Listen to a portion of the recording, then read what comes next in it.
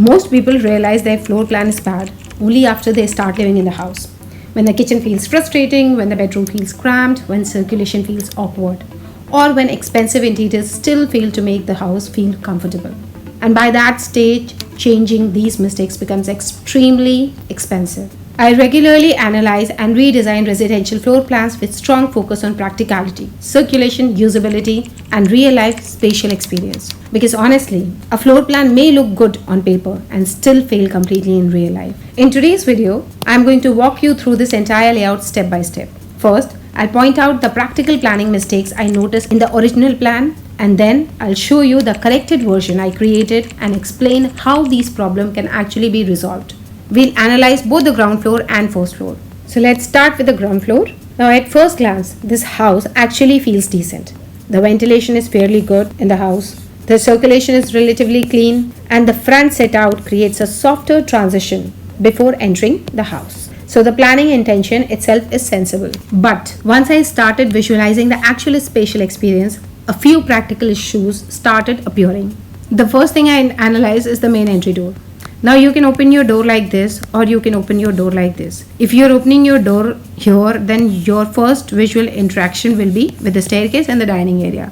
But I would prefer controlling the entry experience towards the drawing room, so I'm going to open the door like this. And because of this condition, I would prefer a proportionately designed double leaf entry instead of one single heavy shutter. Visually, it would feel lighter and more balanced near the staircase zone. Now once you enter, you see this dining area. Now this table is randomly sitting inside the circulation zone instead of feeling intentionally integrated into the space. And because of that, this living area starts feeling tighter and visually cluttered. So here I would like to create a dedicated space for the dining area to keep my circulation zone free.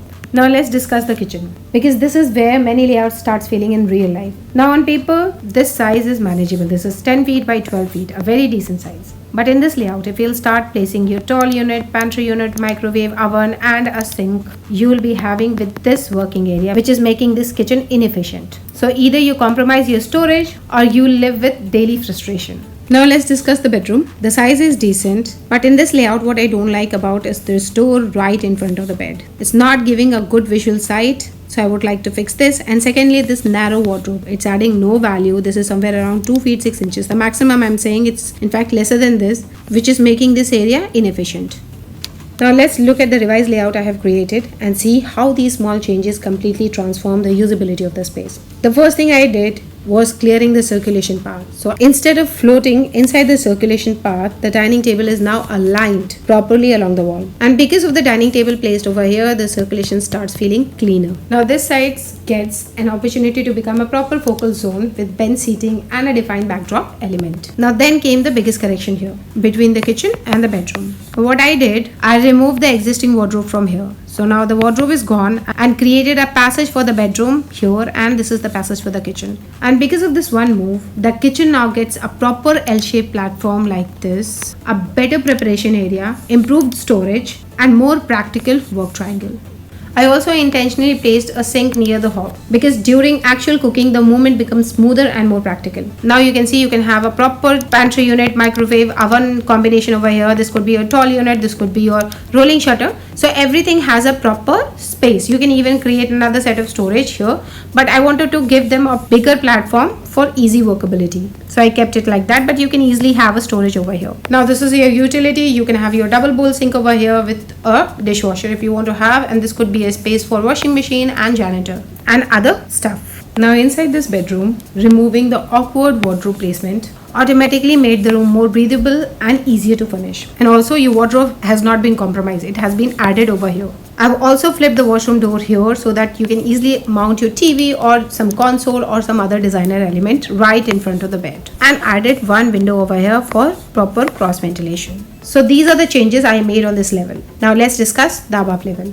Now on this level, again the problem was this narrow passage for the wardrobe and for the washroom. So I wanted to fix this, and even if you want to create a passage here to create a secluded entry for the washroom, make it minimum 3 feet. not less than this. Another thing that I noticed is these windows behind the bed. Honestly, this may look acceptable on a 2D plan, but in real life it affects privacy, curtain handling, visual balance, headboard design, and overall calmness of the room. See, bedrooms feels much more relaxing when the focal wall is visually controlled and balanced. And here I would like to create one interesting focal wall behind the bed. And also the washroom planning felt fragmented.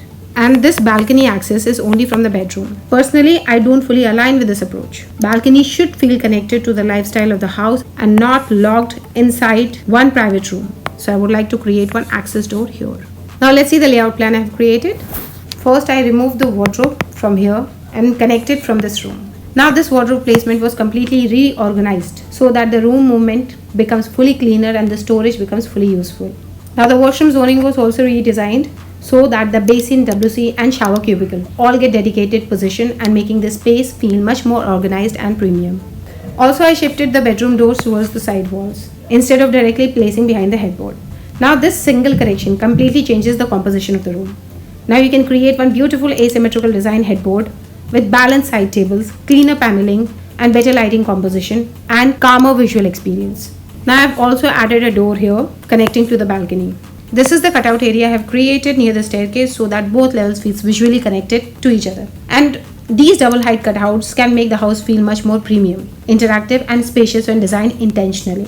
But if you have small kids in the house, I personally would not recommend creating these kind of spaces inside the house because in real life, safety matters more than aesthetics. You cannot keep monitoring kids every second. So instead of creating a risky void, that same area can actually become much more practical family zone. Maybe a lounge corner, study nook or informal sitting area. So these are the changes I made on this level. See, none of these changes are flashy. No expensive marble, no dramatic false ceiling, no over-designed interiors. But these are the exact planning decisions that decide whether the house feels comfortable for the next 20 years or frustrating after 6 months. Because if the planning doesn't work in real life, it's a bad design.